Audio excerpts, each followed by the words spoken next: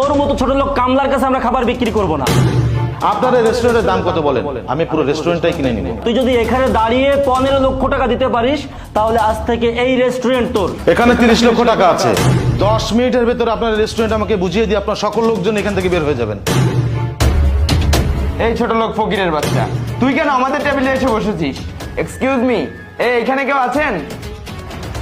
জি sir, বলুন কি সমস্যা? কি সমস্যা আপনি দেখতে পাচ্ছেন না? একটা গরিব কৃষক কামলা এসে আমাদের পাশে খেতে বসেছে। আপনাদের রেস্টুরেন্টে কি কোনো নিয়ম কানুন নাই? এসব লোক এখানে ঢোকে কিভাবে? এই কি ব্যাপার, আপনি এই পোশাকে আমাদের রেস্টুরেন্টে কিভাবে ঢুকলেন? বেরোন এখান থেকে। আরে ম্যাডাম, এটা আপনি কি বলছেন? আপনারা এখানে রেস্টুরেন্ট দিয়েছেন মানুষকে খাওয়ানোর জন্য, বিনিময়ে টাকা ইনকাম করবেন। এখানে কে কোন পোশাক পরে আসলো এটা তো ব্যাপার না। তাছাড়া ওনারা খেতে এসেছে, আমিও খেতে এসেছি, ওনারাও খেয়ে টাকা দিবে, আমিও তো খেয়ে টাকা দিব আপনাদের।